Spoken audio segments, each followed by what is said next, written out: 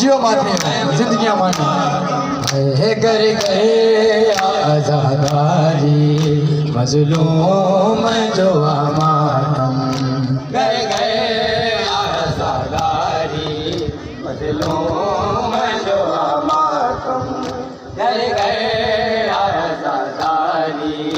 मजलूम जो मातम है घर घर आज़ादारी मजलूम जो मातम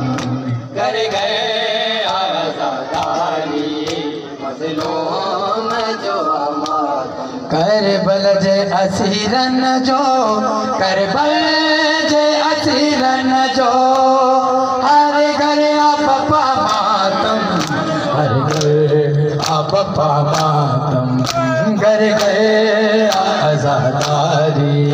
मजलूम जो मातम कर गए आज़ादारी मजलूम जो मातम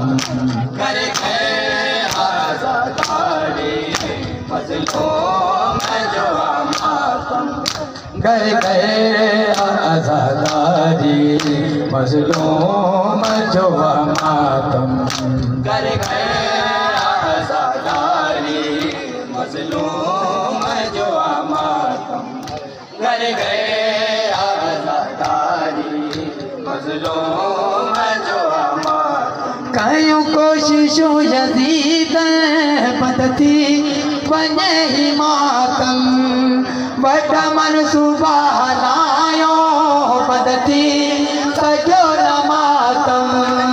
ही सुन्नत ज़ैनब जो ही सुन्नत ज़ैनब जो हर घर आपा मातम हर घर आपा मातम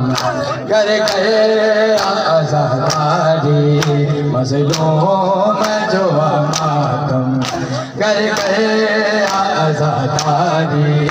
मजलूम जो मातम कर गए आज़ादारी मजलूम जो मातम कर गए आज़ादारी मजलूम जो मातम है कर गए आज़ादारी मजलूम जो मातम कर गए आज़ादारी मजलूम जो मातम कर गए आज़ादारी मजलूम जो मातम मोमिन कंदा हमेशा ताई मातम के खाना खत्म थी दो शबीर जो मातम गाज़ी जे अलम अगिया गाज़ी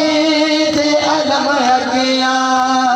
प्यो थी दो सदा मातम हर घर आपा मातम घर गए आज़ादारी मजलूम जो मातम कर गए आज़ादारी मजलूम जो मातम कर गए आज़ादारी मजलूम जो मातम कर गए आज़ादारी मजलूम जो मातम कर गए आज़ादारी मजलूम जो मातम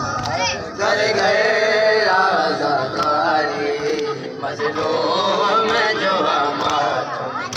कर गए आज़ादारी मजलूम जो मातम सापर सदाई लिखंदो नोहा की अकीदत जा सलमान पढ़दो रहंदो हरदम की सदाकत सां वाजिब आहे असां ते वाजिब आहे असां ते थींदो न कदा मातम हर आपा मातम कर गए आज़ादारी मजलूम जो मातम कर गए आज़ादारी मजलूम जो मातम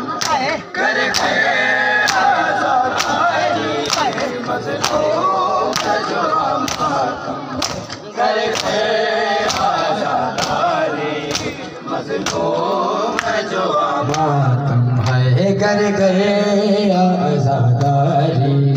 मज़लूम जुआ मातम